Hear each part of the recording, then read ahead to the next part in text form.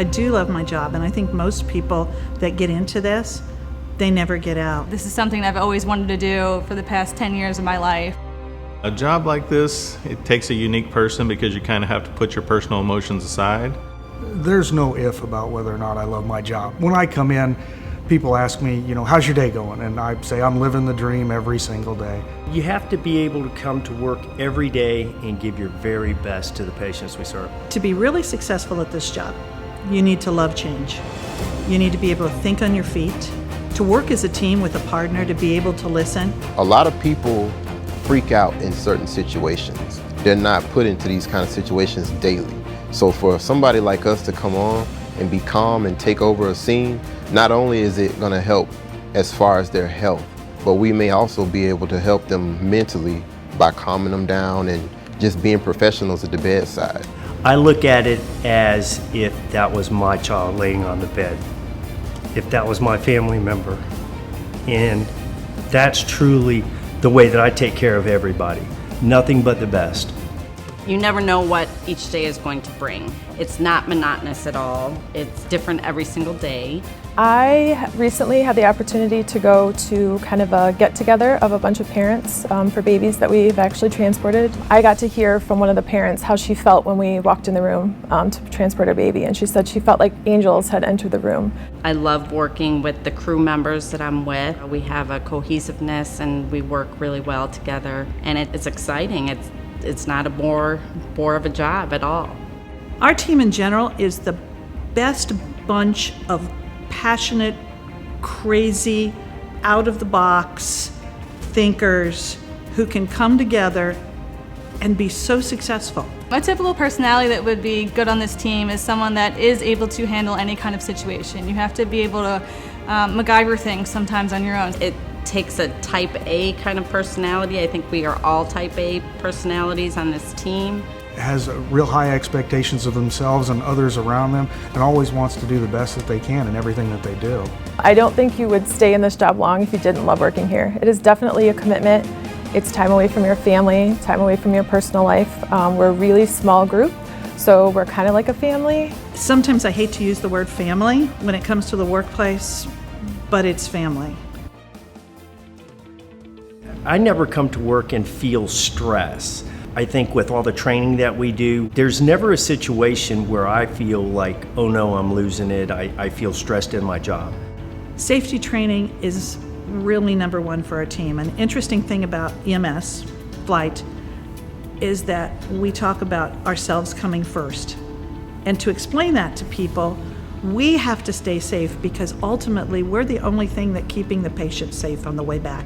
Safety training for any team is absolutely paramount. I think safety training for our team is extremely important. We do fly over water all the time, and you're basically on your own if you do have a hard landing out there. Survival training and safety training that we do takes away a lot of the fear of the potential of what could happen and prepares us for the event if it does happen. So obviously Florida is a peninsula surrounded by water, but in the center of the state there's a lot of swamp and barren land where it's not very populated.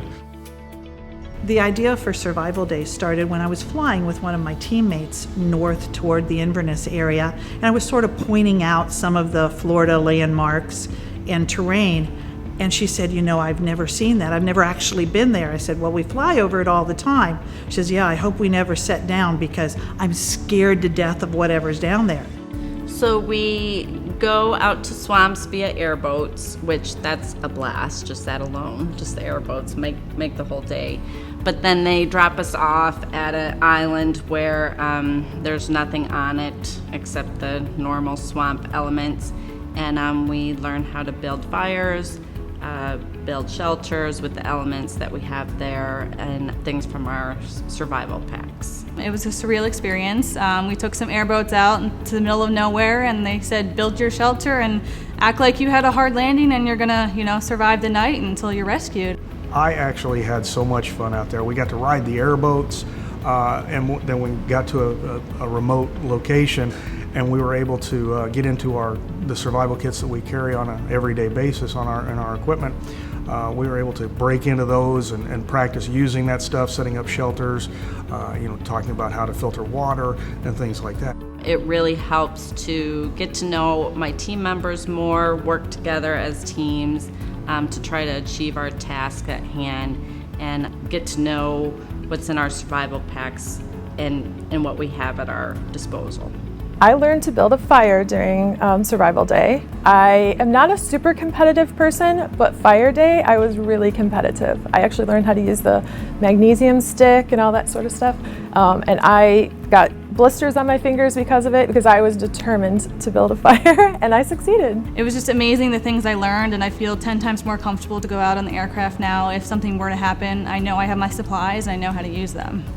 I think my favorite moment from the Survival Day was probably actually being able to start a fire with, just the minimum equipment that we carry. That gave me a sense of kind of satisfaction of being able to do something like that, something simple but potentially life-saving. The favorite part of Survival Day for me is just actually getting to ride out on an airboat myself. Coming from, I was raised in Pennsylvania, so we don't have any swamps, so just getting to ride out on an airboat and seeing a lot of the swamp stuff that you don't usually get to see firsthand is very interesting to me. My favorite part from the Survival Day was probably making the lean-to. It's our shelter that we make, so I really saw my teammates and I come together and build it. We used all of our pieces of knowledge that we each know, and it was just kind of easy. Everything flowed and we worked well, so that was the whole point of Survival Day. Safety training as we do it really plays into the second half of our mission. Our mission is that the patient and the crew come back safely, emotionally and physically. Because they come back, they bring the patient back, they unpack, and somewhere there's a family waiting for them. Their husband, their wife, their children. We have families at home that are waiting for us to come home on a daily basis. They are allowing us to do this job and take this risk to go save lives and take care of other people's children. But they want to see you at the end of the day. So pretty important to follow all these checklists and use all your training from Survival Day to make sure that everybody's coming home. Well, at the end of the day, I think that we live a culture of safety within our organization. We try to embody that as much as we can in everything that we do. We definitely wouldn't be able to have made it where we are if we weren't safe. Ultimately, at the end of the day, we make a difference in patients' lives. We make them feel better. We keep them safe. We keep ourselves safe so we can go home and enjoy life with our family.